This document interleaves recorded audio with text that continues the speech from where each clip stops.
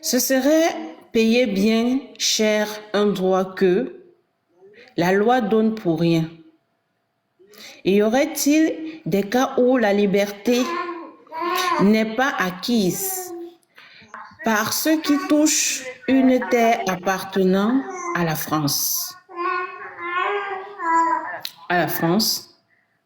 Mais en face de cette vaste colonie algérienne qui pourrait être si belle, nous avons de plus graves questions à poser.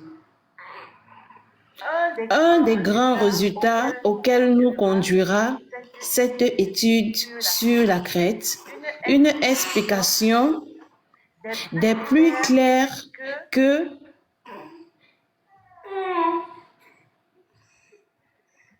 les faits nous donneront sur l'esclavage oriental. C'est que les musulmans ne savent pas travailler. C'est qu'il leur faut des serfs ou des esclaves. Donc, serf, on peut encore le remplacer par le mot esclave. Donc, il dit, c'est que les musulmans ne savent pas travailler. Donc, c'est parce qu'ils ne savaient pas travailler qu'ils avaient besoin de nos ancêtres, qui les ont utilisés comme étant serfs. Je ne sais pas si vous voyez. Donc, serf et esclave, c'est la même chose. Donc, le fait que les musulmans ne savaient pas travailler, ils ont utilisé nos ancêtres pour pouvoir travailler pour eux en esclaves.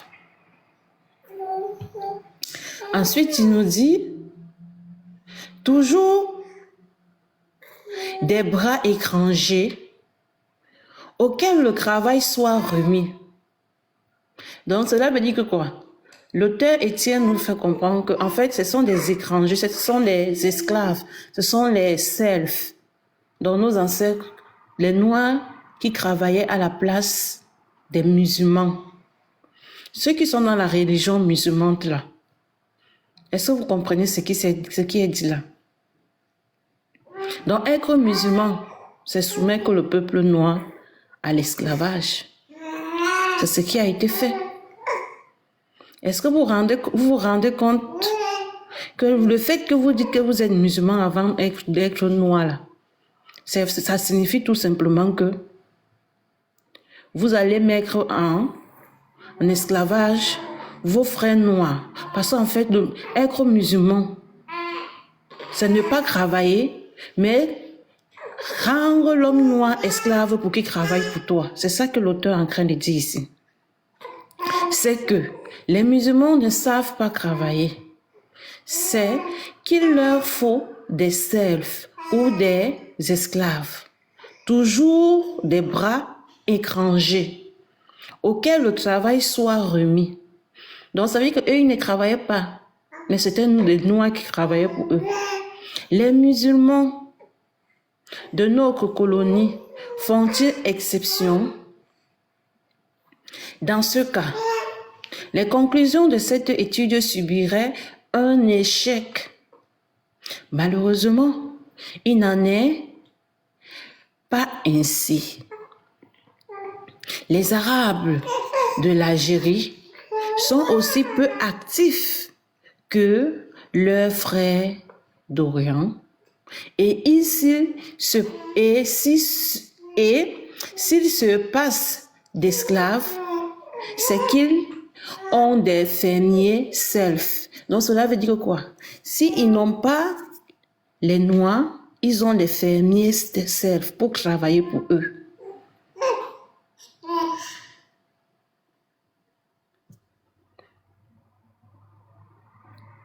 Nous écartons les Kabyles, aussi différents par la race et les habitudes que peut zéler pour le mahométisme. Chez les Arabes, il y a une aristocratie de marabouts et de cavaliers qui ne fait rien, une bourgeoisie de fellahs presque aussi désevrée, et une classe inférieure de camés sur laquelle tombent des travaux. Ce simple regard jeté sur la société musulmane de notre Algérie nous aidera plus tard à comprendre la société musulmane de l'Arabie.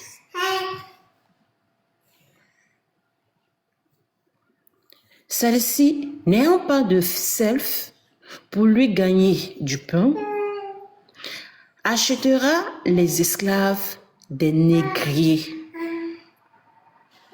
Qu'est-ce qu'ils nous disent en fait? Ils avaient deux façons d'exploiter, deux qualités de personnes. Il y avait les selfs et nos ancêtres noirs, dont les fermiers. Donc, quand les fermiers ne travaillaient pas, en fait, quand ils n'en avaient pas, ils prenaient nos ancêtres noirs. Donc, l'homme musulman, il ne connaissait pas le travail. Raison pour laquelle il avait besoin d'eux pour qu'ils travaillent pour eux. Mais après les conclusions de la science, cherchons les conclusions patriotiques. La grande passion de la population française, c'est l'égalité, et une province appartenant à la France a encore des fermiers, en quelque sorte dans le servage. Donc dire que je suis musulman avant d'être noir, cela veut dire tout simplement qu'en fait, tu es pour l'esclavage de l'homme noir. Tu es pour qu'on soumette l'homme noir, parce qu'en fait, depuis des années, les musulmans ont utilisé l'homme noir pour que ce dernier travaille pour lui. Il s'est enrichi derrière ça en l'esclavagisant. Donc il faut fuir cette religion en fait. Mais si tu es là, ben, du coup tu es d'accord avec ça. Tu es d'accord avec ce que l'auteur Étienne est en train de nous expliquer ici. Sans doute, il faut respecter tous les droits légitimes. Sans doute, il ne faut dépouiller personne de sa propriété. Du respect pour les Arabes jusqu'au scrupule, mais pas jusqu'à la faiblesse. On ne peut dire avec les détracteurs de parti pris que nous n'ayons rien fait encore. Nous avons fait beaucoup puisque nous avons établi la tranquillité et la paix au milieu de ces tribus que la guerre dévastait autrefois. Cette œuvre de paix, commencée en Algérie, nous la portons aujourd'hui au Sénégal. Mais l'œuvre de régénération morale et sociale, où en est-elle? N'y aurait-il pas de la témérité à affirmer que la race arabe, sous notre domination, a fait de véritables progrès? D'abord, ou plutôt exclusivement, ceux qui ont le moins à désirer une amélioration. Qu'on ne laisse pas les droits de l'aristocratie, qu'on lui donne toutes les indemnités légitimes, mais que nos bienfaits s'agressent beaucoup aux petits, qui peuvent nous en savoir gré. Quand nous verrons l'esclavage si bien encouragé par la foi mohammedane, nous nous demanderons si cette foi n'encourage pas également la résistance à la civilisation. Si nous devons non seulement laisser libre cette foi, mais la flatter comme on l'a fait peut-être. Les caravanes qui viennent avec leur convoi de nègres, de loisirs, de toites, se dirigent vers Gadamé. Il leur faut traverser le bel Wadi d'Igaga, ce long fleuve souterrain qui s'étend du pays des Touaregs. jusqu'au Sahara algérien. Les esclaves, une fois parvenus à Gademé, sont les uns livrés aux acheteurs des populations environnantes, les autres expédiés vers l'Égypte. Quelle est la vraie situation de la Crète dans cette ville? Qu'en reste-t-il encore dans l'intérieur du Sahara? Quelle part fait-elle dans ces produits entre la consommation locale et l'exportation vers l'Orient? Ce sont des questions auxquelles il est difficile de répondre. Il serait quelque peu extraordinaire cependant lorsque les marchands du Bournou font d'aussi brillantes affaires dans le trafic des noix, que la concurrence ne leur eût point suscité de rivaux chez les peuples voisins. Un voyageur français qui a visité ces congrès en 1861 pourrait nous donner peut-être des renseignements à ce sujet. Mais comme il a réservé l'étude de la Crète pour un chapitre sur le commerce qui n'a pas été publié, il ne fournit que des indications incomplètes. Il semble cependant, d'après plusieurs observations de ce voyageur, du Verrier, que la Crète ait subi une diminution dans cette partie du Sahara, entre du Verrier, qui voit diminuer les ventes d'esclaves, et M. Rolft, qui les voit au contraire plus florissantes que jamais. Il ne faut cependant pas trouver une véritable contradiction. Il suffit qu'il y ait transformation ou déplacement pour expliquer cette contradiction apparente. En effet, la marche des caravanes et la direction des convois peuvent simplement avoir été modifiées en sorte qu'il y a diminution sur un point et augmentation sur un autre. Donc, ils ont changé juste les stratégies, mais la Crète, la chasse à l'homme noir se poursuivait toujours. Il est bien évident que l'occupation de l'Algérie, l'abolition de l'esclavage dans les provinces turques, la surveillance des consuls dans les villes du littoral ont dû suspendre le courant dirigé de l'intérieur vers les ports de la Méditerranée. C'est ainsi que Gadamé, la grande ville commerçante du nord de l'Afrique, dont les négociations des comptoirs dans les marchés voisins du Sahara a pu diminuer d'importance et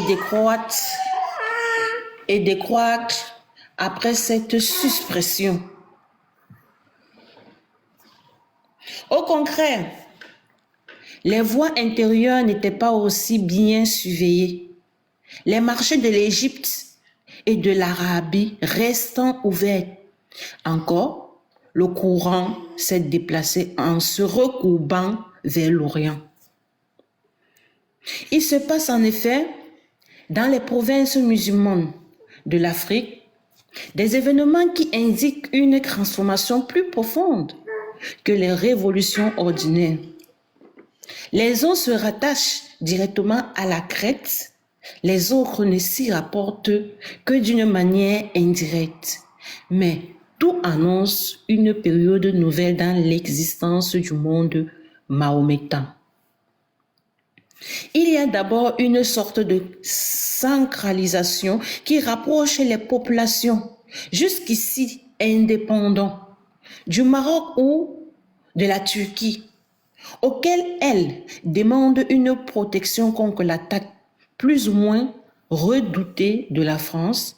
Et c'est pour cela que Gadamé a reçu un Kemakan et une garnison turque.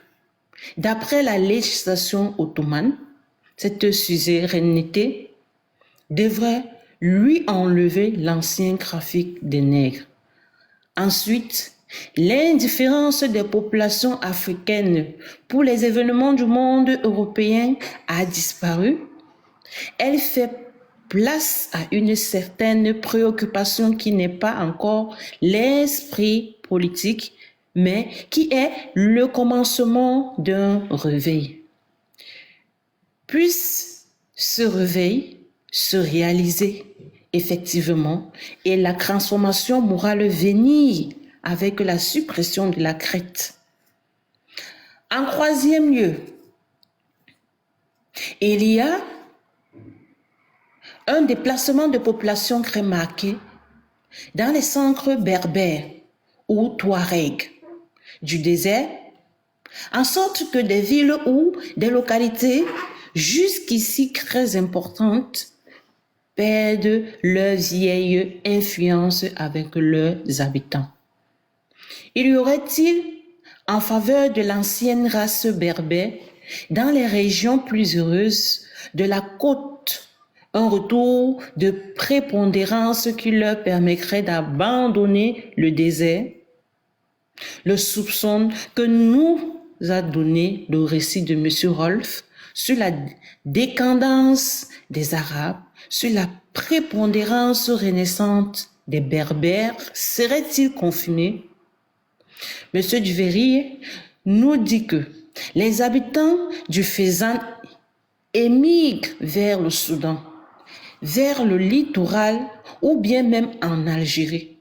Le désert, après avoir été le champ de bataille entre la race noire, vieille propriétaire des Oasis, et les Berbères pères des Touaregs. Je pense cette phrase-là. On nous dit ceci. Duveyrier nous dit que les habitants du Fezzan émigrent vers le Soudan, vers le littoral ou bien même en Algérie. Après, il dit ceci.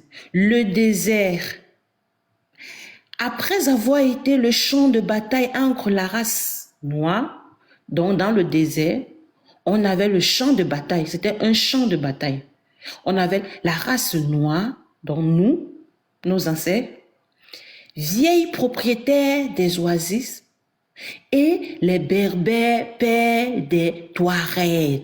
Les Berbères pères des Touaregs. En fait, le nom, si j'ai déjà entendu ce nom-ci, depuis un certain temps chez les Maliens, là, les Touaregs.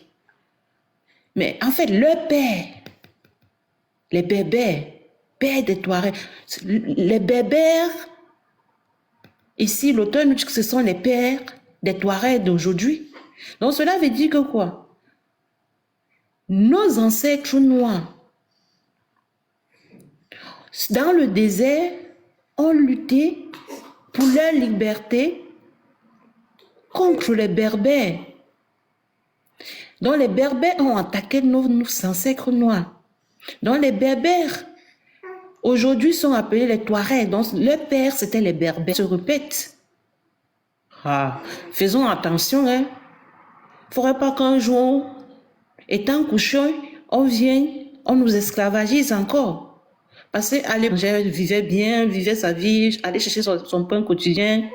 Mais en fait, ils sont venus comme ça, après on a commencé à nous esclavagiser. Aujourd'hui, ces gens-ci, là, j'entends parler de deux au Mali, les Touaregs. Mais l'histoire se répète parce qu'en fait, nos ancêtres noirs, ils ont été attaqués par eux au désert, ils ont mené une bataille. Attention, ça commence doucement. Ça peut arriver à un bout là où on recommence encore à nous esclavagiser. Ça c'est ma pensée. Hein. Puisque l'histoire nous enseigne que les Berbères, ce sont les pères de Touaregs, et les Berbères ont attaqué nos ancêtres noirs. Dans le désert, ils ont mené une bataille. J'avais dit qu'aujourd'hui, au XXIe siècle, ce sont maintenant les Touaregs. Qu'est-ce qui nous rassure que les Touaregs ne vont pas faire pareil? Comme ils ont fait, et ils ont commencé même, ce que j'entends au Mali, à nous réveiller, s'il nous plaît. Chacun doit participer. Sinon, on risque encore d'être esclavagisé. Vous avez vu ce qu'on a fait à nos ancêtres. Pour nous, ce sera peut-être plus que ça.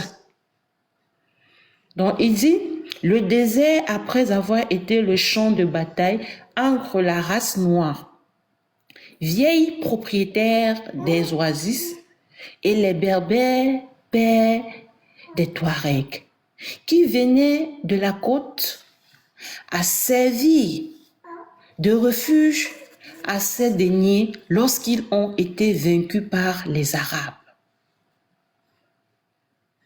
Les regrettent-ils aujourd'hui à leurs anciens patries? Au moins, les Touaregs font la crête pour leur propre compte. Ils ont créé Mamma mia. Les Touaregs font la crête pour leur propre compte. S'ils ne travaillent pas pour les marchands égyptiens et arabes. Donc, en fait, les Touaregs, ce que l'auteur nous dit ici, que les Touaregs, en fait, soit ils travaillaient pour les marchands égyptiens, soit ils travaillaient pour les Arabes. Mais quand ils ne travaillaient pas pour eux deux, eux-mêmes ils faisaient la crête à leur propre compte. Donc ils revendaient, ils partaient à la chasse des Noirs, ils les récupéraient et ils les vendaient à leur propre compte. Ils encaissaient leur propre argent. Donc soit ils étaient intermédiaires entre les Arabes et les Égyptiens, donc les marchands égyptiens. Soit eux-mêmes, ils travaillaient, ils partaient faire la crête à leur propre compte. Il continue. On est mieux renseigné à ce sujet. Chez eux, les hommes des dernières conditions, aussi bien que les nobles, ont des esclaves nègres, emmenés du Soudan et vendus à vil prix. Les nègres sont employés à la garde des troupeaux, au convoi des caravanes et au service intérieur des familles. Mais plusieurs causes s'opposent au grand développement de l'esclavage. Le pays est trop pauvre pour nourrir une nombreuse population et le travail manque dans une congrès où l'agriculture est presque nulle. Quant à la guerre, les Touaregs s'en chargent. D'ailleurs, elle se fait dans les proportions réduites et les plus grosses armées ne peuvent dépasser quelques centaines d'hommes. Où trouverait-on des provisions et des puits pour une grande foule? Ensuite, il y a encore ici cette classe assez extraordinaire pour l'Afrique de Kribusev, particulièrement destinés au travail. Mais le point le plus intéressant à constater, c'est que les Touaregs, n'ayant pas accepté la polygamie, malgré leur soumission à l'islamisme, vainqueurs ne se donnent pas à des épouses achetées à l'étranger. Cette famille berbère, où la mère reste au foyer sans rival, partageant l'autorité avec le père, prenant part même aux affaires du dehors, toujours intelligente et respectée, assure une grande supériorité aux Touaregs sur les Arabes et bien certainement prépare leur triomphe dans l'avenir. Nous trouvons ici ce besoin d'étudier et de savoir de la femme du désert que nous avons déjà rencontrée dans l'autre oasis et dont les Arabes, les marabouts tirent profit pour prêcher leurs croyances. Les femmes des Touaregs ont donné l'exemple. On comprend que les négriers, n'ayant plus d'aussi grosses opérations à faire du côté du littoral, aient déplacé leur établissement, aient quitté Gadami pour Mouzoukou. En outre, il faut tenir compte du caractère personnel des gouverneurs, plus ou moins disposés à faire exécuter leurs ordres, et celui du faisan se montre particulièrement un galant homme pour messieurs les marchandes. Le vrai centre de la Crète, le point où affluent les différentes caravanes de l'intérieur, où elles se concentrent avant de se replier vers l'Égypte, est donc cette oasis. D'ailleurs, placée à la portée de Tripoli et de Tunis. Des chemins qui arrivent au Faisan. Le seul que nous ayons pu étudier en détail est celui de Borno, mais il y en a d'autres encore. Combien, en somme, tous ces affûts apportent-ils de contingents humains et quel est le nombre définitif des esclaves fournis par le Soudan? Monsieur Rolf l'estime de 10 à 15 000 par an.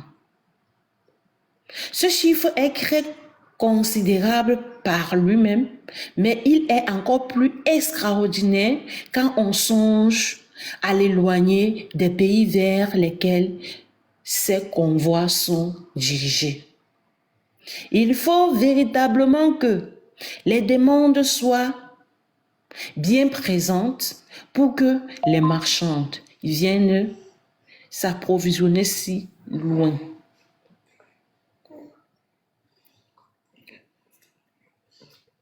Le Soudan central.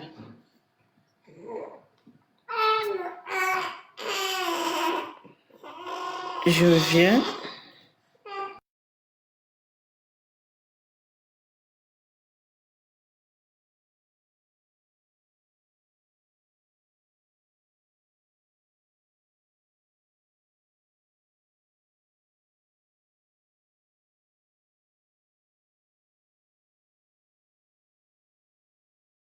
Allez, je reviens là, je remets. C'est un peu bizarre, je ne sais pas si vous voyez.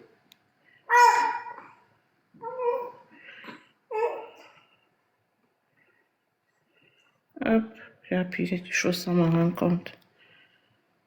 Hop là. Ok. Je me suis arrêtée où là? Le Soudan central, normalement, c'est là où je me suis arrêtée. C'est où?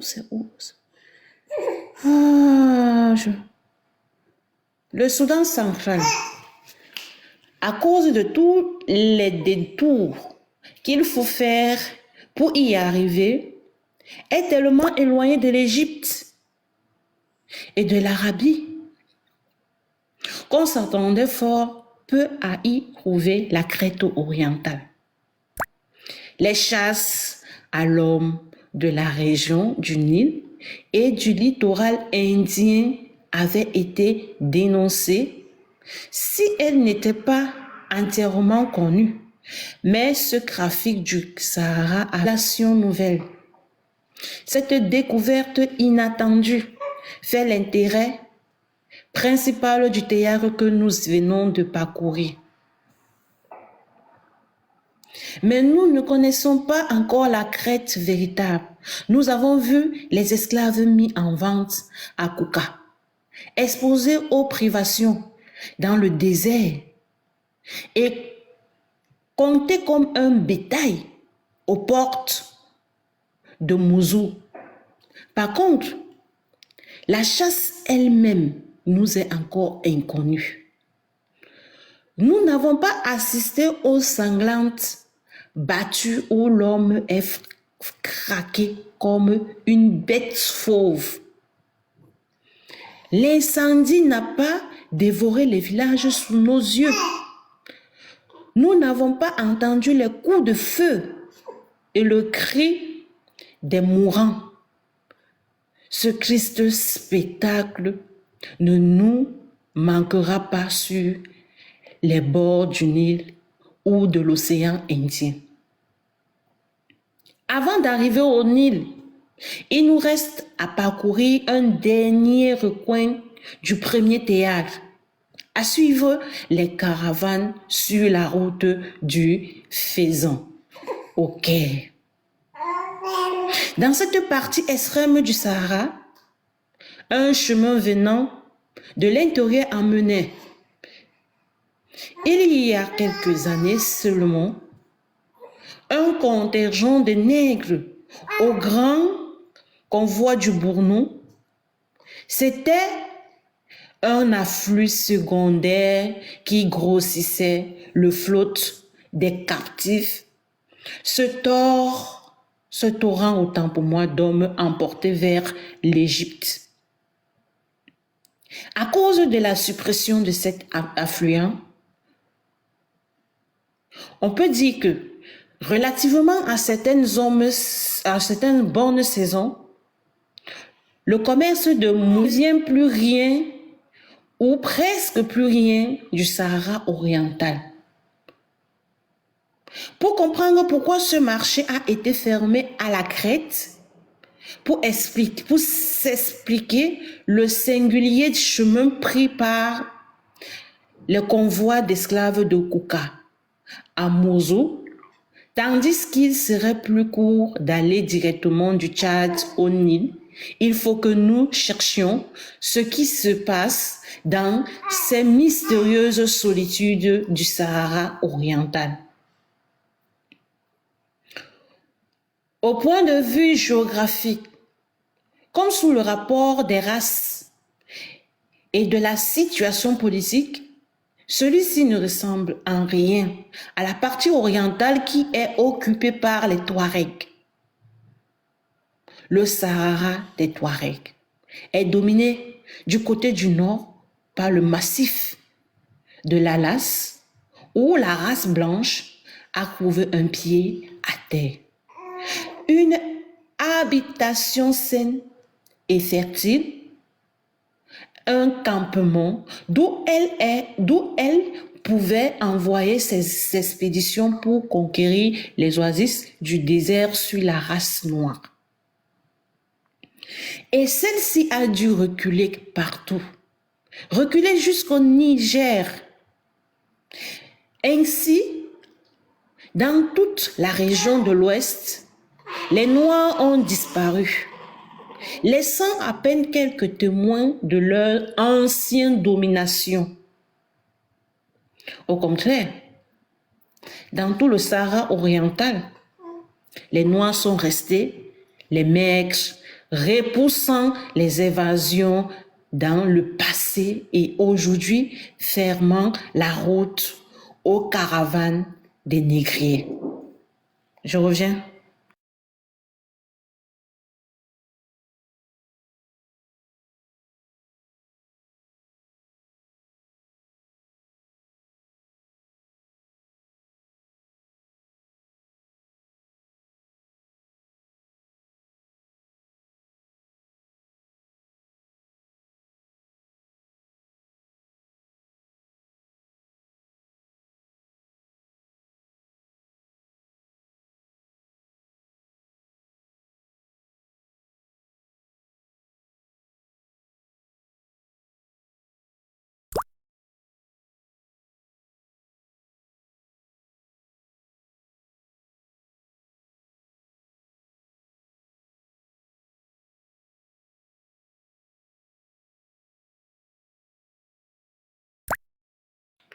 Tu tombes me restreindre le live, c'est pas grave. Bientôt, je vais couper le live puisque voilà, j'ai commencé tard.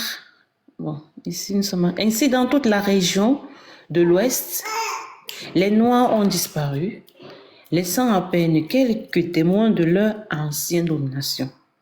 Au contraire, dans tout le Sahara oriental, les Noirs sont restés les maigres, repoussant les invasions dans le passé et aujourd'hui fermant la route aux caravanes des négriers. Géographiquement, les choses n'ont pu se passer d'une autre manière. En effet, en face du Sahara oriental. Il n'y a pas il n'y a pas ce campement préparé d'avance comme dans l'Atlas. Cette demeure au climat tempéré où le blanc put s'établir pour commencer ensuite la lutte contre l'habitant du désert. À partir des deux sites, dans la direction de l'Orient, jusqu'en Égypte, le désert où les plateaux incultes viennent jusqu'à la mer, ne laissant que quelques recoins fertiles sur le rivage, comme celui où s'était établi Cyrène. Les Arabes et les Berbères n'ont pas trouvé à s'y cantonner en grand nombre. Leur population ne forme qu'une ligne étroite de long de la côte. Ils n'ont une agglomération un peu importante que dans la Cyrénaique. Par conséquent, la route de Tripoli à Kouka divise naturellement le Sahara en deux. Du côté de l'Occident, c'est le Sahara berbère. Les indigènes en ont été expulsés d'une manière à peu près complète. Du côté de l'Orient, c'est le Sahara nègre. Donc on avait deux Saharas, le côté Occident et le côté Orient. Ok. C'est le Sahara nègre.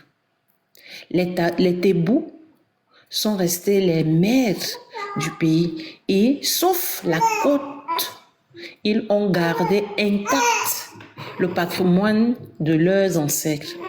L'intérieur est fermé entièrement aux Arabes. Et l'on doit s'en féliciter à un certain point de vue, quoique la proscription soit aussi tombée sur les Européens et qu'elle ait goûté la vie à deux grands voyageurs.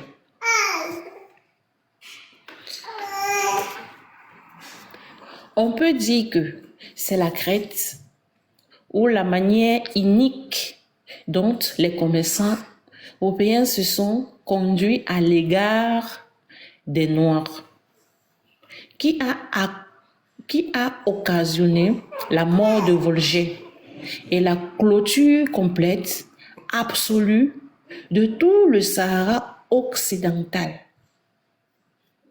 Une clôture qui rappelle cette ligne de prohibition tracée il y a quelques années autour du Paraguay,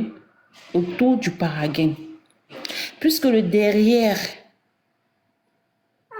cette enceinte impénétrable se formait un peuple aussi courageux que les Paraguayens. Tout le monde le sait.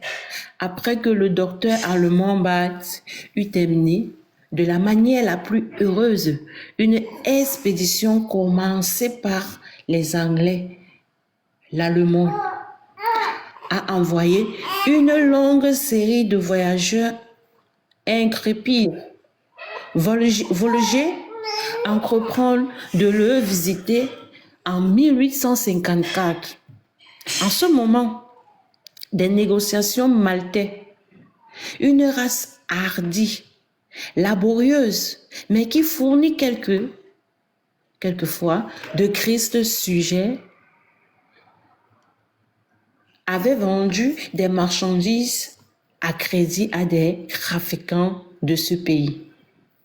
À cette époque, les marchands du Ouadé entretenaient des relations fréquentes avec les côtes et venaient échanger leurs produits des esclaves sans doute à Mourzouk ou à Benghazi. Dans les Tripolitains, autant pour moi, les Maltais, voyant que leurs débiteurs prolonge le crédit outre mesure, obtient du pacha de Tripoli l'autorisation de se payer de leurs mains. Il attaque une caravane de Tébou qui n'avait rien de commun avec les débiteurs, la pile et en vente 30 hommes comme esclaves. Le roi du Ouadin, à qui la caravane appartenait, décide, paraît-il, que désormais tout chrétien qui pénétrera dans ces états sera mis à mort. Depuis ce temps, 1856, on n'entend plus parler de Volger. Les marchandes maltais sont les premiers punis de leurs crimes par la suppression de leur commerce avec un grand marché. 1859. 3 d'entre eux partent pour aller renouer les relations et il n'est plus question d'eux. Une dernière victime va disparaître dans cette terre inhospitalière. Monsieur de Beurman, qui a donné les renseignements précédents et dont les nouvelles arrivent de chaque point de la route, cesse un jour d'écrire et pour toujours. Il venait en 1862 à la recherche de Volger. Il a quelques indications précieuses se rapportant au commerce d'esclaves. Pendant son voyage à travers le désert, il n'a pas vu la Crète, mais il a vu les derniers ravages. Elle a contribué peut-être autant que les attaques des Maletins à épouvanter les indigènes et à fermer leur pays. Les Arabes de la Cyrénaïque et de la Tripolitaine renouvelaient leurs razzias d'hommes et de bétail dans les oasis voisines de leur domaine. Alors, les indigènes qui avaient jusqu'à là résisté aux invasions se sont repliés dans l'intérieur, abandonnant une partie de leur territoire. Ceux qui disent que nos ancêtres n'ont pas résisté, voilà. Ils ont fait bloc en fait. Les vainqueurs cependant n'ont pas osé prendre ce prix de leur triomphe. Et aujourd'hui, l'oasis de Koufara, située au sud de la Cyrénaïque, reste sans habitants. Elle n'est visée qu'au moment de la récolte des dattes. Monsieur Duveyrier, qui ne dit rien de ces razzias, nous en donne peut-être l'explication. Il nous montre le zèle musulman se réveillant dans ces congrès. Protestant par une ardeur nouvelle contre les conquêtes de la France et l'influence de l'Europe. Autour des montagnes de l'Akdag, qui forment le petit massif de la Cyrénaïque, il y a des tribus arabes beaucoup plus fanatiques que les tribus berbères, beaucoup plus attachées au mohamétisme et à leurs vieilles traditions. Or, c'est justement au milieu d'elles qu'un certain ex-Sénouzis, mort seulement en 1859, est allé placer le siège d'une vaste association destinée à réunir les volontaires de l'islamisme et à protester contre l'influence des barbares. La suppression de l'esclavage et la cessation de la guerre sainte, autant pour moi, c'est-à-dire des razzias opérées sur les infidèles, devaient surtout exciter leurs indignations. On reconnaîtra leur sainte zèle à cette solitude de la mort qui s'est étendue sur les oasis. Mais il y a quelque chose d'extraordinaire, ou plutôt de providentiel, dans l'enchaînement merveilleux des faits. La Crète a préparé la mort de Volger. Et la mort de Volger va préparer la destruction de la Crète. Parce qu'elle attirera sur le théâtre de la chasse de nombreux témoins. Ces témoins nous dénonceront la grande ignominie de la chasse à l'homme. Et une fois la dénonciation jetée dans l'Europe civilisée, il faudra que cette chasse disparaisse. Il faut qu'elle disparaisse parce qu'elle est une honte pour notre époque. Parce que la civilisation doit triompher de la barbarie, parce que l'Europe est assez forte pour imposer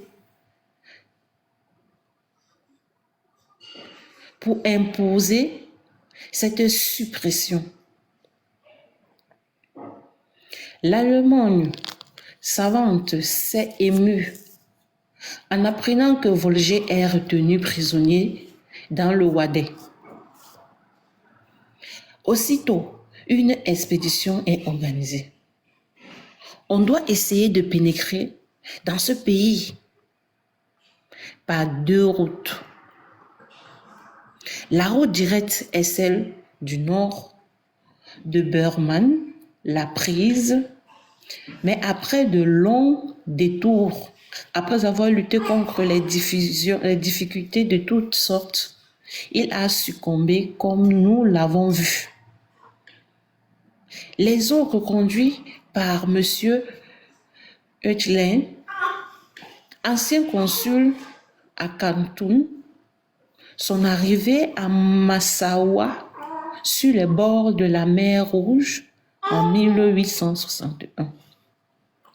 Ils ont pénétré plus tard dans la vallée du Nil, où nous les rencontrerons bientôt, témoins, malgré eux, de cette lutte étrange où les Européens même oubliaient de leur honneur et de leur patrie, dissimulant leur entreprise sous les apparences d'un commerce honnête, se sont signalés comme de véritables coquins. Monsieur Rolf, qui nous avons vu sur les bords du Tchad, venait également de l'Allemagne. Aussi Monsieur Petermann dit-il avec une sorte d'orgueil que le voyage de Volger a été une sémence qui a germé et porté des fruits sur le sol généreux de la patrie allemande. L'illustre géographe de Gotha, qu'il suscite quelquefois comme l'expédition du pôle Nord, qu'il encourage par ses écrits et dont il rend compte dans sa revue. Nous puisons largement dans sa revue mensuelle des Mittellungen et dans les publications complémentaires Eggotzenjelf. Les voyageurs ont fourni les faits. La part de cette étude est de les mettre en ordre, de les expliquer et surtout d'en chercher la portée. Les esclaves emmenés jusque dans le Vézin ne sont pas encore débarrassés du désert. il leur reste une course aussi longue à faire dans les solitudes libyques avant d'atteindre les marchés égyptiens.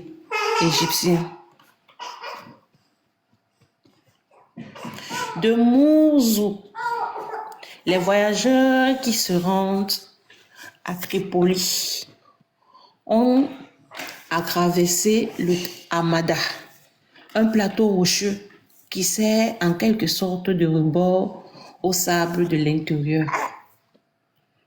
On trouve de ces plateaux presque tout le long de la mer. Mais les caravanes des négriers, au lieu de prendre la direction du nord, se détournent du côté de l'Orient. Leur route les amène à Haute-Chila,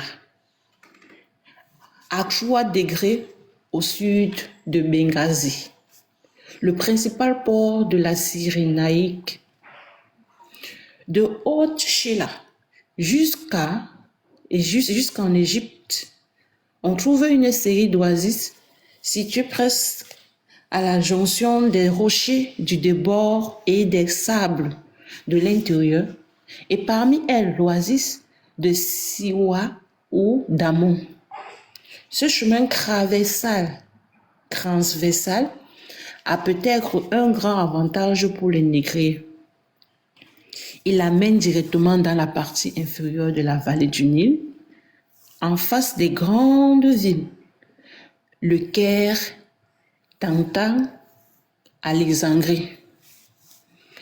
De la sorte, ils n'ont à traverser aucune route fréquente par les Européens. Et sans transition, ils arrivent sur le marché de vente du Bournou, sont particulièrement destinés à approvisionner les marchés du Nil inférieur.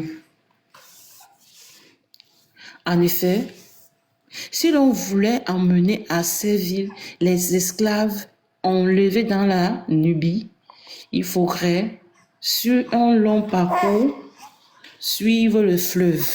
Et sur le fleuve, il peut y avoir du danger. Les autorités ne sont pas bien redoutables toujours. La plupart des Européens sont tous disposés à fermer les yeux. Peut-être même les délégués des puissances chrétiennes ont des motifs politiques pour ne pas parler trop haut. Mais au milieu de ces circonstances favorables, on peut faire quelques mauvaises rencontres. Un curieux mal appris de Londres ou de Paris peut s'inquiéter de cet bateau mystérieux et, sans consulter la politique, crier comme un étourdi.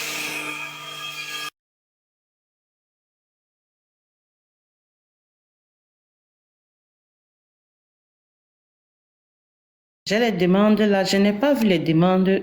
Attendez, quand je lis là, je ne vois pas les demandes. Donc, ceux qui étaient là depuis et que je n'ai pas vu les demandes, désolé.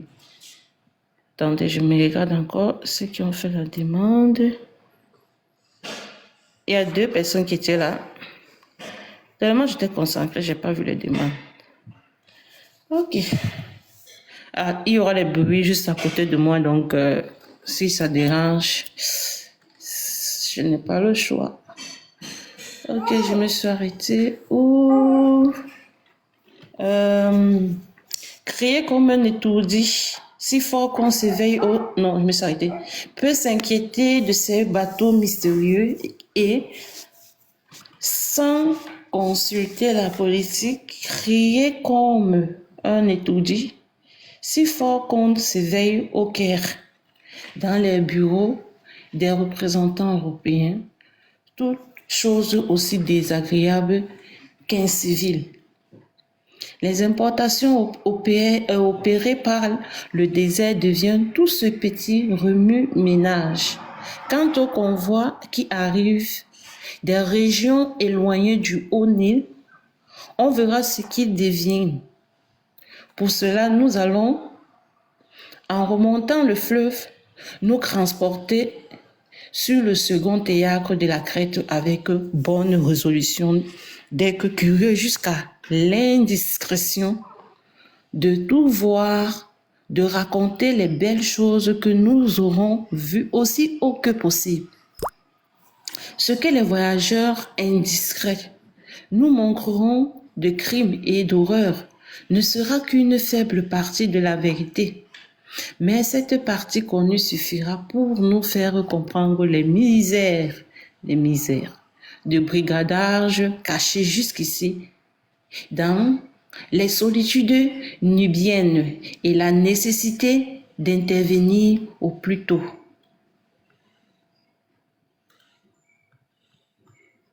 Avant de quitter ce premier théâtre, ajoutons quelques dernières et récentes nouvelles qui nous amènent jusqu'au mois de mai 1869.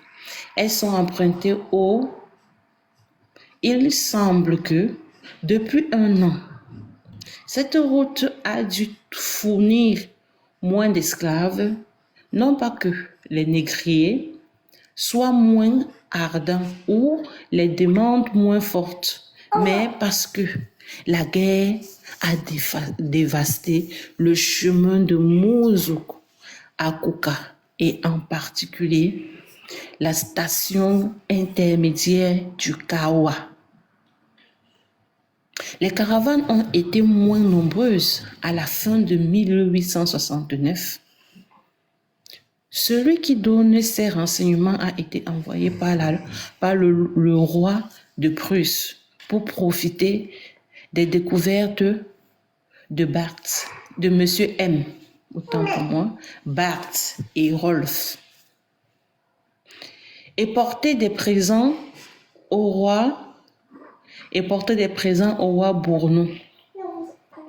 Aussi, l'envoyé prusien a-t-il été forcé de s'arrêter à Mouzou, autant pour moi. Il y a trouvé Mademoiselle Alexandrie de Tinée, la dernière de ces dames incrépides dont l'expédition nous fournira dans la vallée du Nil l'occasion de recueillir le nombre et important témoignage. Il y a quelques jours, une dépêche télégraphique annonçait que la voyageuse est tombée assassinée dans le pays des Touaregs. La partie de la route qui s'étend de Mouzou en Égypte a des nouvelles aussi récentes à nous fournir. Monsieur Gérard Rolf, après être revenu de son voyage en Abyssinie, a visité les oasis disséminées comme celle d'Amon, en ligne assez régulière entre le rebord rocheux du continent et les sables du désert. Il a constaté qu'elle forme se continuant jusqu'à la grande Site. Au-dessus de la Cyrénaïque, une dépression inférieure au niveau de la mer, semblable tout à fait à la dépression du Meljik, située au sud de notre Algérie. L'une et l'autre pourraient être rendues à la Méditerranée par un canal débouchant dans les sites et le groupe du Sud habité par les Noirs. Le Sahara, qui est entre deux, reprendrait en partie son rôle d'océan. Remarquons encore que le groupe du Nord, très large sur les côtes barbaresques, est très étroite de la Cyrénaïque en Égypte. Enfin, ce groupe, ayant partout le caractère d'un rebord rocheux, a été rompu au milieu par l'échancrure de la Tripolitaine, juste en face de la Sicile, comme si un bloc avait été arraché pour former cette île. On excusera ces détails purement géographiques. La crête est une conséquence de la lutte de deux races. La crête est une conséquence de la lutte de deux races. Et cette lutte ne serait être bien comprise sans une notion exacte du continent sur lequel elle est engagée. Maintenant, les vraies choses commencent. Second théâtre de la crête de la vallée du Nil. Du côté de l'Égypte, nous trouvons encore ce désert qui forme le crêt principal du monde africain. Ce désert est aussi large. Ici qu'en face de Tripoli, il a 25 degrés de traversée. Il commence au bord de la mer et va finir à la hauteur du Darfour et de l'Abyssinie. Mais à travers ce désert de 2500 km, il y a une route toujours ouverte, toujours facile à suivre, toujours riche de provisions, toujours peuplée de nombreux habitants. Cette route, c'est le Nil. C'est là ce qui donne au Nil son vrai caractère. Il est comme un pont immense jeté sur la mer. De sable, le lien qui rattache le monde africain au vieux monde. Cette vallée riche et cultivée est tout à fait étrangère au pays qu'elle traverse. Elle est toute forme de matériaux apportés de loin, comme les poutres et les planches d'un pont qu'on a jeté au-dessus d'un abîme.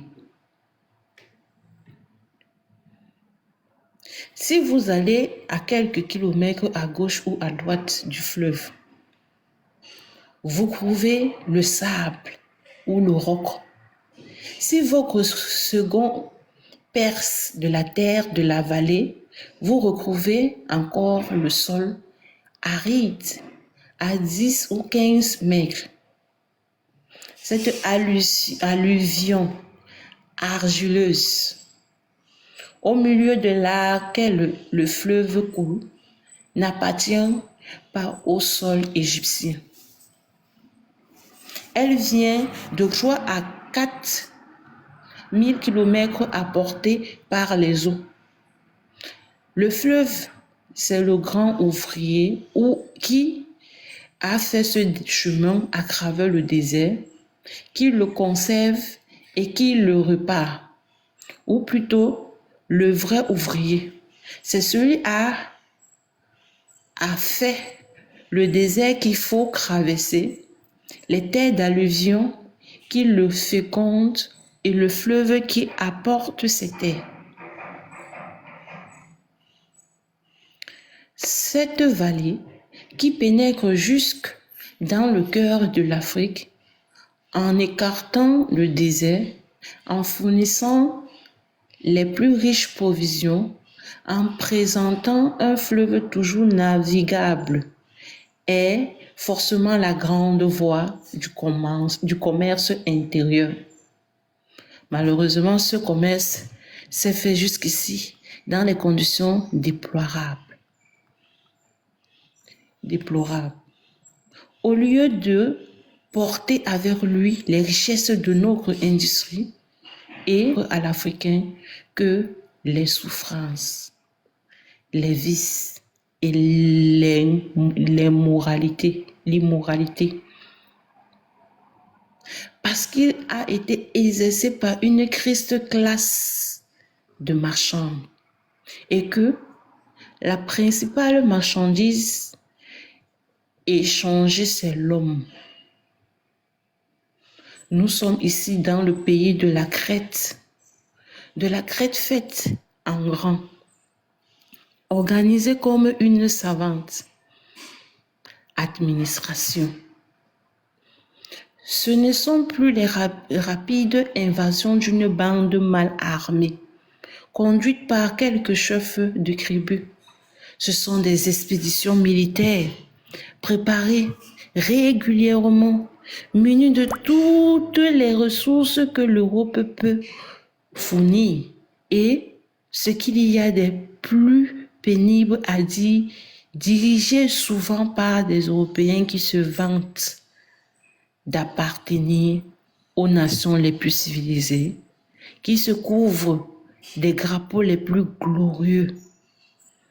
Ce n'est pas seulement parce qu'elle est la grande voix de l'intérieur que l'Égypte est devenue le principal marché de l'esclavage, mais surtout parce qu'elle est placée en face des congrès qui réclament cette marchandise.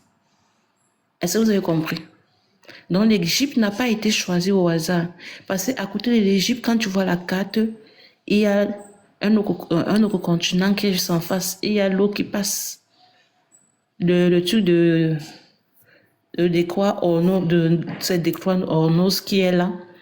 Donc c'est par là qu'on passait pour déposer pour vendre les noix en fait. Donc l'Égypte n'a pas été choisie au hasard. Parce qu'à côté de l'Égypte, on pouvait facilement passer avec les Noirs. C'est le monde musulman qui achète les esclaves. Et en particulier l'Arabie. Attendez, je mets ça en couleur. Ouais.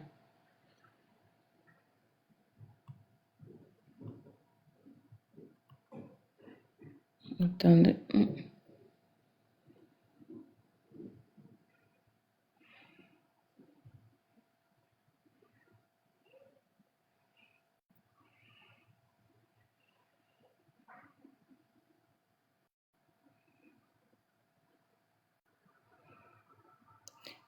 Lisez-moi la phrase ici. C'est le monde musulman qui achète les esclaves et en particulier l'Arabie.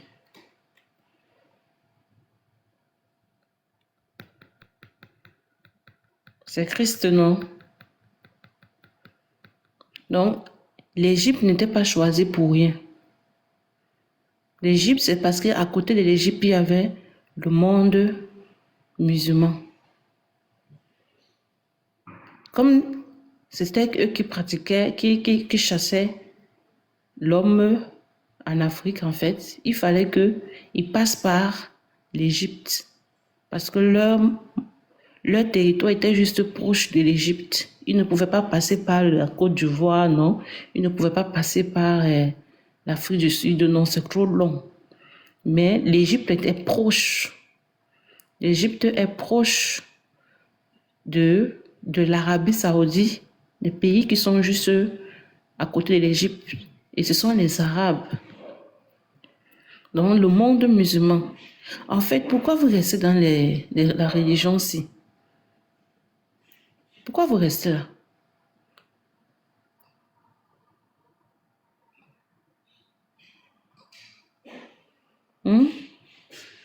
Pourquoi vous restez en Égypte? C'était facile.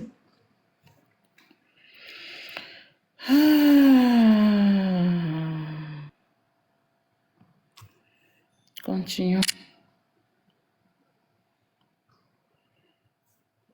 Nous verrons plus tard où va ce flot humain, cette émigration forcée dont le chiffre véritable n'est connu de personne.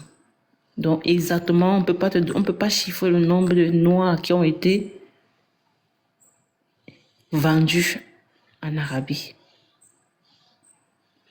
Pour le moment, nous allons nous transporter d'abord au centre de ce commerce à Khartoum.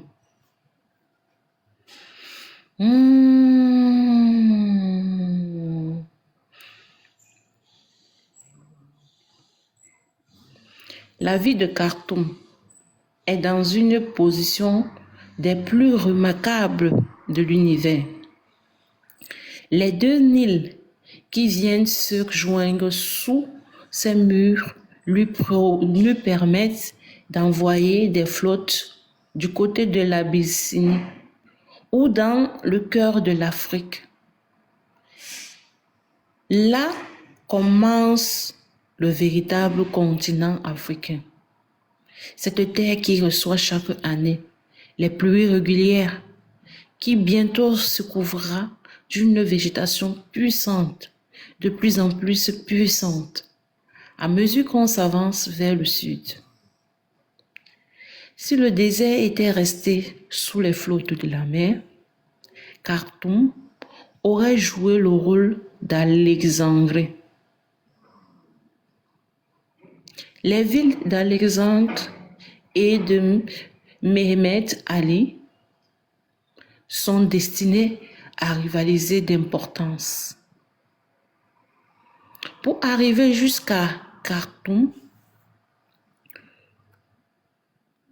le voyageur doit traverser les deux vastes zones que l'on a rencontrées déjà en allant de Tripoli à Kouka. La zone qui ne reçoit jamais de pluie, c'est-à-dire l'Égypte, et la zone qui a pluie irrégulière et une végétation incertaine, c'est-à-dire la Nubie. La mission du Khartoum, comme celle d'Alexandrie, parce que ces deux villes sont situées sur le grand chemin ouvert à travers l'Afrique, est justement de relier ce monde nouveau de l'intérieur avec notre vieux monde, les populations barbares avec la civilisation. Mais combien elle est éloignée encore de cette brillante destinée que l'avenir lui réserve, combien surtout elle a été infidèle à cette mission. Au lieu du commerce honnête, au lieu d'un commerce honnête et civilisateur, c'est un brigandage affreux qu'elle patronne trop souvent. Au lieu d'enrichir les populations africaines, elle dévaste leur pays. Au lieu de porter le progrès, elle apporte les vices et la corruption. En fait, la corruption, ça vient pas de nous-mêmes. Donc, la corruption vient même par rapport à la période d'esclavage, d'esclaves, quand nous esclavagisons là. Voilà comment la corruption aussi s'installe. Donc, c'est venu avec eux, les Arabes, en fait. C'est ce que l'auteur dit. Il lui faudra réparer tout cela. Cette ville, quoique de création assez récente, a déjà pris un développement considérable. La plaine qui l'entoure s'étend sans limite jusqu'à l'horizon. Couverte de verdure à l'époque des pluies, elle reprend la teinte sablonneuse du désert à la saison sèche. Khartoum est souvent visitée par le Nil au moment des inondations. Ces saisons de briques desséchées au soleil, ces rues où l'on retrouve la négligence caractéristique des villes turques témoignent par une absence complète de balayage, lui donne un aspect misérable et malsain, digne de la métropole de l'esclavage. Quelques maisons d'une plus belle apparence servent de demeure aux riches marchands, prêteurs, usuriers ou crétins qui appartiennent à toutes les nations de l'univers, mais surtout aux Grecs syriens. Les saints honnêtes y sont moins nombreux. L'occasion de cette crête des Noirs, ce qui lui fournit le moyen de se cacher aux yeux du monde civilisé et lui assure un complément de bénéfices sans lequel elle aurait de la peine à couvrir ses frais. C'est le commerce de l'ivoire. La grande richesse de l'Afrique et en même temps la cause actuelle de ses souffrances. Parce qu'elle attire les aventuriers, c'est la multitude d'éléphants que ce pays nourrit. Les mines d'or ont attiré dans l'Australie et dans la Californie cette foule d'émigrations auxquelles sont redevables de leur rapide développement des congrès à peine connus il y a 30 ans. La richesse de l'Afrique, c'est l'ivoire. C'est l'ivoire que donne la race inépuisable de ces gigantesques habitants des steppes tropicales. Le chasseur joue en Afrique le rôle du mineur californien. Il est l'avant-garde de la civilisation. Cependant, entre le chasseur et le mineur, l'avantage est à se dénier autant pour moi. Cependant, entre le chasseur et le mineur, l'avantage est à se dénier. Donc, le mineur. En effet, le mineur qui s'établit sur le placé, qui prépare longuement une chute d'eau pour laver les sables, qui garde un trésor dans son campement, a besoin de sécurité. Le chasseur, au concret, qui, au lieu de la pioche, ne sait manier que le fusil, qui change continuellement de place, qui est habitué à la violence et en même temps isolé de toute surveillance ennuyeuse, sera facilement emmené à commettre des actes coupables. Au lieu d'acheter ses vivres, il les prendra. Au lieu de louer les porteurs, il les enrôlera. De vivre forcés. Il a commencé comme chasseur, il finira comme brigand. L'imagination a de la peine à se figurer ce que l'Afrique nourrit d'éléphants. Quelquefois, les bandes de ces animaux présentent des milliers de têtes dans une même plaine. Chaque année, les chasseurs indigènes ou européens en abattent environ 30 000. L'ivoire produit par cette immense boucherie est apporté sur 2 ou 3 marchés. Je viens.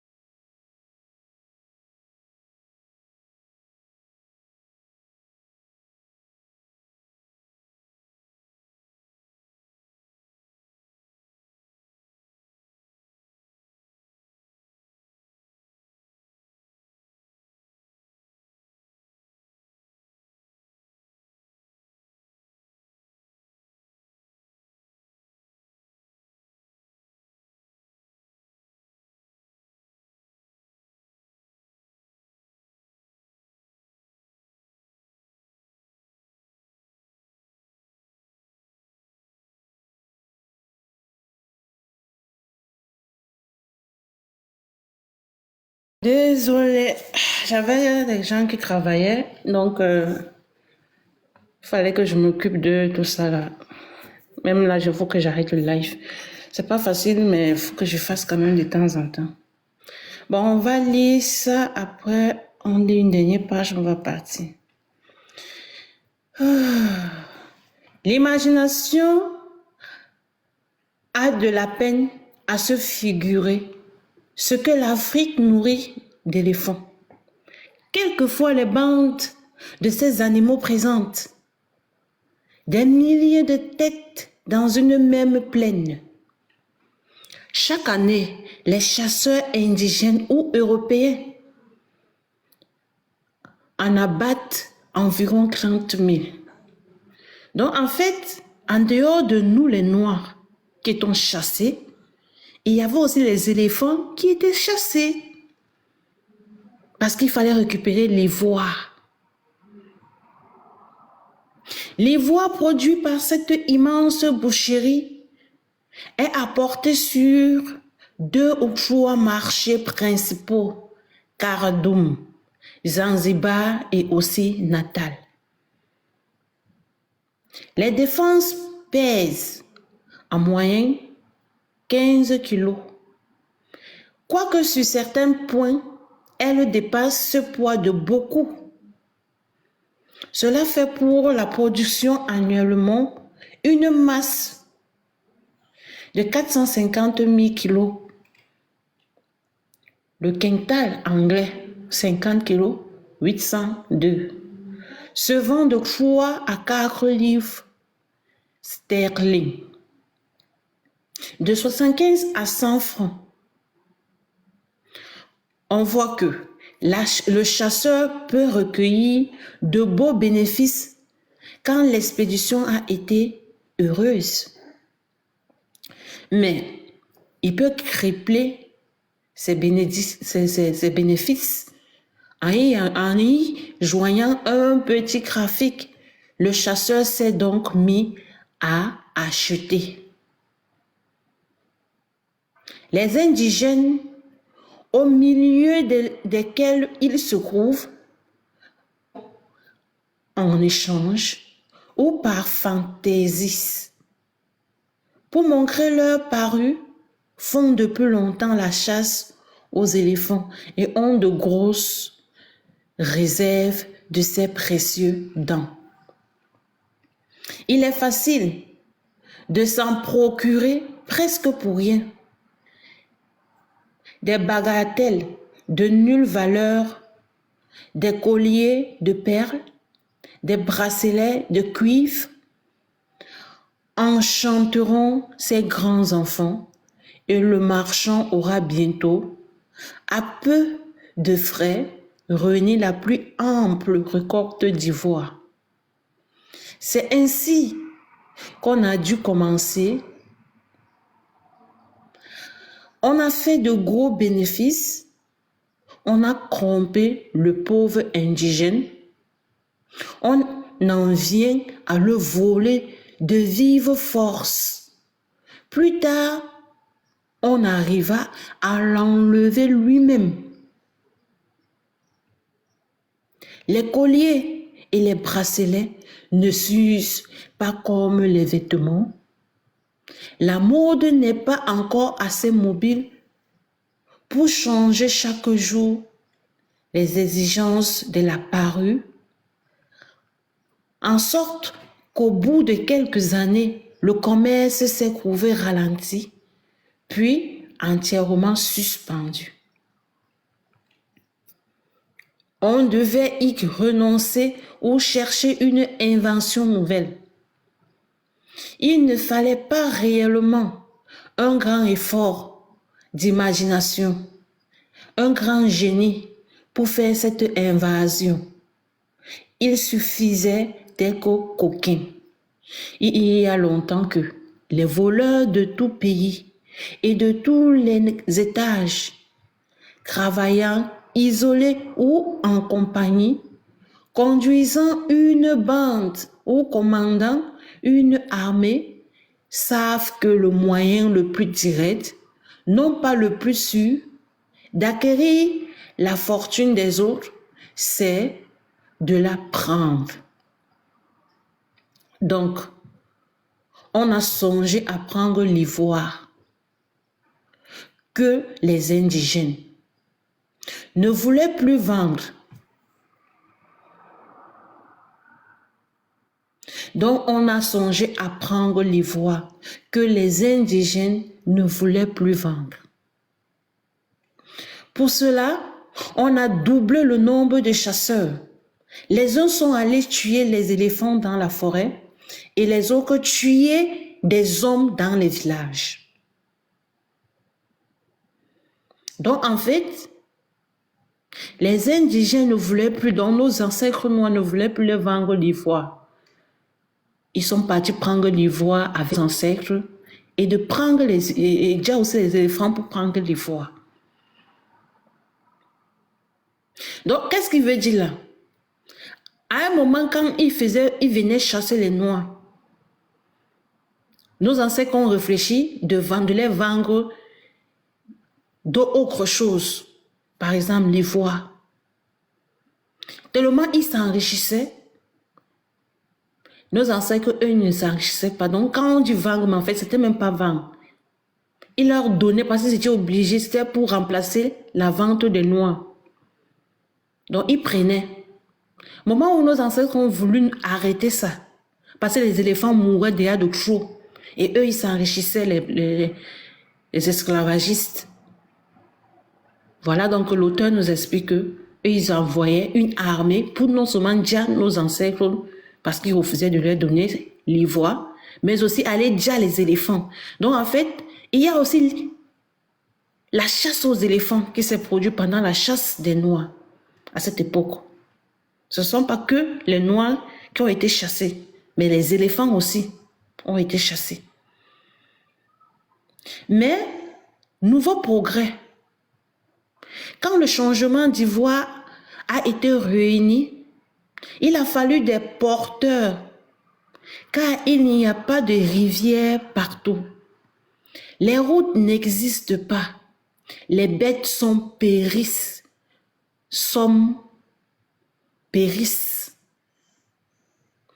Les nègres seuls peuvent impunément franchir les taillis épineux et les fongriers. On a donc pris les indigènes eux-mêmes avec leurs ivoires, sans savoir d'abord ce qu'on ferait plus tard de ces porteurs, sans s'en inquiéter même. Puis, quand on est arrivé au premier établissement arabe, on a réfléchi que ce serait véritablement de la cruauté de renvoyer les pauvres malheureux dans leur pays, où les champs sont dévastés, les maisons incendiées, et on les a vendus aux négriers. Et un troisième bénéfice est venu se joindre à celui du vol et à celui de la chasse.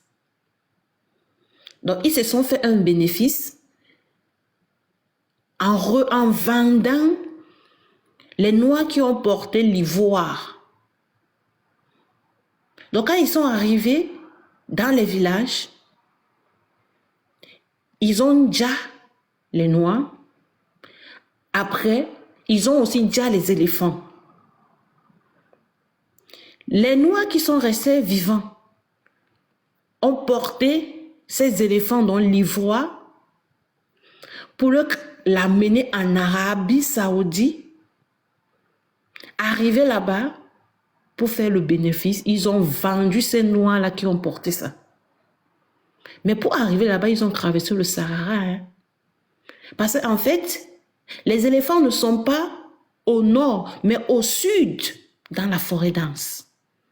Donc, il fallait quitter tous les pays de l'Afrique centrale, par exemple, au sud, avec l'ivoire, avec les éléphants morts, les porter et traverser le désert du Sahara, le Nil, jusqu'à arriver en Arabie Saoudite.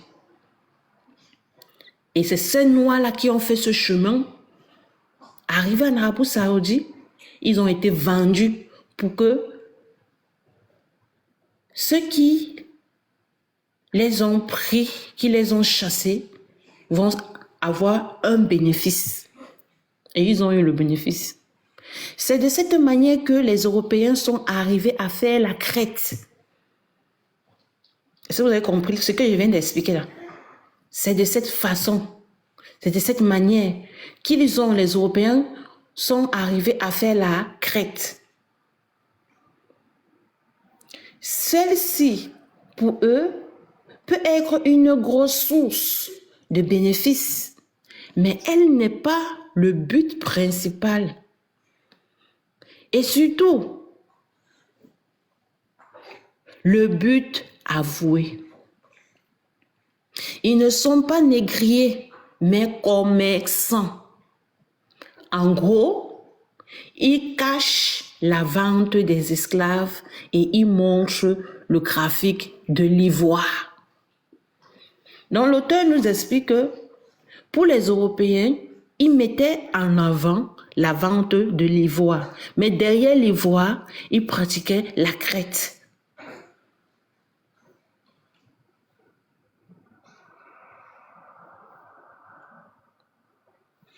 Ils sont les créateurs d'un grand commerce, les avant-coureurs de la civilisation. Ils ouvrent de nouveaux débouchés à l'industrie. La patrie leur doit une splendeur nouvelle et la science des progrès, car ils font des découvertes géographiques. Je lis la page ici, après j'explique un peu et je vais couper le live. Il y a donc une différence très grande entre les négriers du Nil et les négriers du Soudan, entre les crétins civilisés et les crétins barbares. Cependant, parce que cette crête, déguisée sous les apparences du commerce, tient le premier rang dans la vallée du Nil, il ne faut pas croire qu'elle soit la seule. La crête qui se fait sans hypocrisie, qui achète franchement les hommes et les vend aussi franchement, sans avoir besoin de déguiser ses opérations, il existe aussi.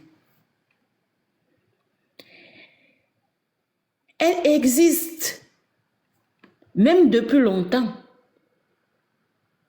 Ainsi, les voyageurs se trompent quand ils nous montrent la crête au bassin du Nil. Il y a bien une crête nouvelle, celle des Européennes, ou de leurs confrères en civilisation. Mais il y a aussi une vieille crête, celle des Arabes. La nouvelle n'a pas détruit l'ancienne. Bien loin de là, elle a donné à ce vieux commerce un lustre et un développement nouveau. L'une complète l'autre. Les marchands civilisés courent dans les congrès fertiles. Les musulmans barbares se reportent dans le désert. Les premiers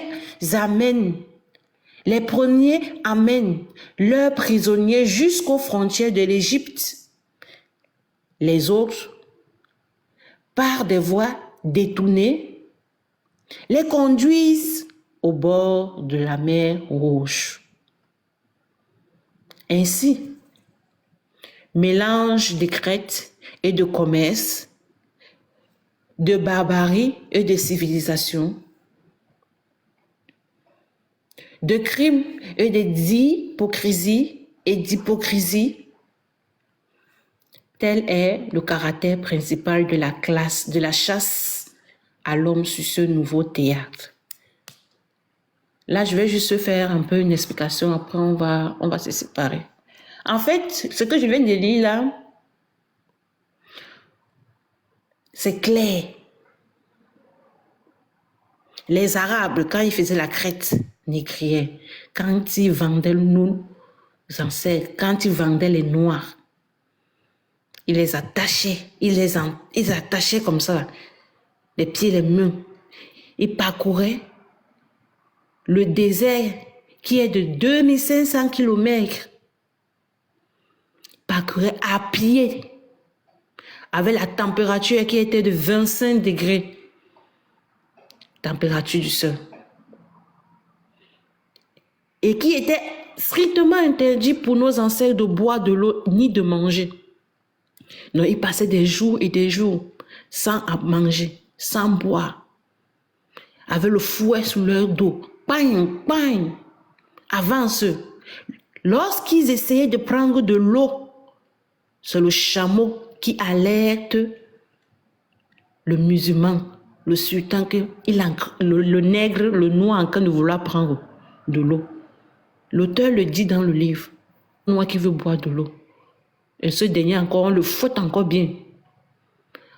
Tout au long du chemin, ils étaient déjà, d'autres étaient séchés par le soleil.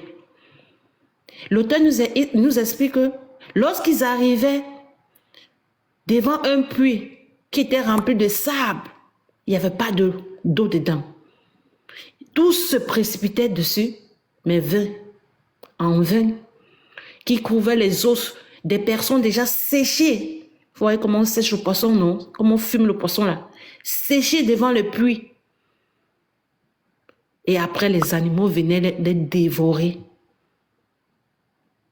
Voilà la crête arabo. Le parcours du désert. Comment ils venaient, ils tranchaient les gorges. Tout ça, ça avait pour objectif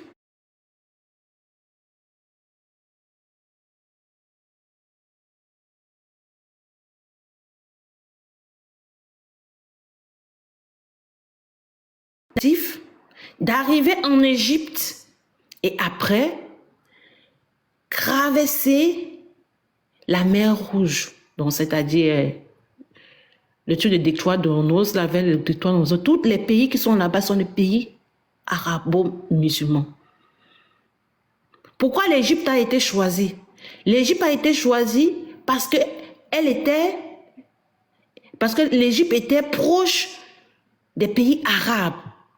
Donc, les Arabes qui récupéraient donc nos ancêtres, qui parcouraient, qui marchaient toujours après jour dans le désert et qui mouraient, ceux qui arrivaient vivants, arrivaient en Égypte et ils sont vendus. Ceux qui les achetaient les amenaient en Arabie. En fait, l'auteur nous explique que le monde musulman n'aimait pas travailler, donc ils n'aimaient pas travailler. Ils avaient deux catégories de personnes qui travaillaient pour eux. Nos ancêtres noirs et les selfs. Donc quand ils achetaient là en Égypte, ils sont emmenés en Arabie pour aller travailler. Pas travailler qu'ils sont employés, qu'on va les payer, non. Esclavagisés. Voilà la traite arabo-musulmane. Maintenant, l'auteur nous explique encore, Étienne, qu'en fait, l'Européen va venir maintenant faire masquer, parce qu'en fait, cet esclavage-là a été dénoncé par certains dans le monde entier. L'Européen maintenant, en venant, il va venir pour, entre guillemets, prendre l'ivoire et le vend. Mais derrière l'ivoire, il va déjà les noirs qui après vont être utilisés pour porter cette ivoire du sud, par exemple en Afrique centrale, Cameroun, tout ça là, Côte d'Ivoire, non là-bas c'est ouest. En Afrique centrale par exemple, en tout cas le sud, tout le sud, puisque là il y avait des éléphants. C'est dans la forêt dense. Parce que l'éléphant mange des plantes vertes. Donc, l'éléphant était au sud. Donc, eux, ils quittaient en Europe. Ils venaient au sud où il y avait des éléphants. Et là, on appelle ça la chasse aux éléphants.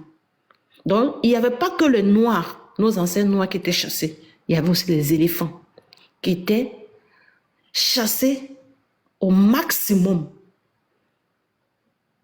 C'est une espèce qui a été menacée à cette époque. Quand ils venaient sur, entre guillemets, la vente de l'ivoire, ils incendiaient un village. Ils disaient les Noirs. Pourquoi? Parce que les Noirs, nos ancêtres à cette époque, ne voulaient plus vendre l'ivoire. Parce qu'ils ont constaté qu'ils s'enrichissaient. Malgré que ça avait déjà un peu diminué l'esclavage, mais ce n'était pas totalement détruite. Ils ont résisté en fait parce qu'il y avait le bloc nord et le bloc sud dont nos ancêtres luttaient. Mais ils ont été vaincus. Quand ils ont décidé de ne pas donner l'ivoire, depuis donner parce qu'ils ne vendaient pas, parce qu'on ne leur donnait pas l'argent, les Européens envoyaient des armées pour venir attaquer les différents villages et prendre non seulement des personnes, des Noirs qui restaient vivants, et aller aussi déjà les éléphants et demander à ces personnes noires qui étaient vivantes de porter tous ces éléphants-là, porter les ivoires et transporter ça vers l'Égypte. En fait, l'Égypte est le lieu central où tout le commerce se passait juste parce que l'Égypte est proche. C'est facile de quitter de l'Égypte en Arabie Saoudite et d'aller en Europe. C'est facile. Donc, si on ferme, par exemple, au 21e siècle, les portes de l'Égypte, là-bas, on contrôle bien l'anglais là-bas, parce que c'est là-bas que des évasions se sont passées. C'est stratégique. Donc, voilà, en grosso modo, les deux façons dont les deux peuples qui sont venus, comment ils ont procédé pour venir nous esclavagiser. Voilà donc les deux façons qu'ils ont comment je peux dire, qu'ils ont mis en place, les deux manières qu'ils ont utilisées pour pouvoir esclavagiser. Donc d'un côté on a les Arabes et de l'autre côté on a les Européens. Mais les Européens vont venir nous esclavagiser sous prétexte qu'ils viennent faire le commerce de l'ivoire. Mais derrière l'ivoire, d'après l'auteur Étienne, ils le esclavagisaient. Donc, ils prenaient des Noirs, ils jassaient les Noirs et ils les amenaient et ils revendaient pour avoir du bénéfice. Donc, c'est ce que l'auteur Étienne est en train d'expliquer dans ce livre. Donc, merci pour ceux qui sont restés longtemps dans ce live. Je dois encore faire autre chose. Donc, je ne pourrais pas mettre long. Merci à ceux qui ont partagé et tapoté le live. C'est important de lire ce livre. Je vous invite à le faire aussi si vous voulez bien. Le plus important n'est pas d'avoir les personnes dans le live, mais c'est de lire. Moi, je le lis pour moi d'abord, personnellement. Et après, voilà, ceux qui sont là aussi à lire ça. Il faut le lire, ça c'est un moyen de désaliénation. Tu veux te désaliéner, il faut le lire. C'est très important. Merci. Bon, passez une très belle soirée à vous. Merci, élu de nos ancêtres, pour ton tapotage. Passez une très belle journée. Puis on se verra dans des lives. WhatsApp.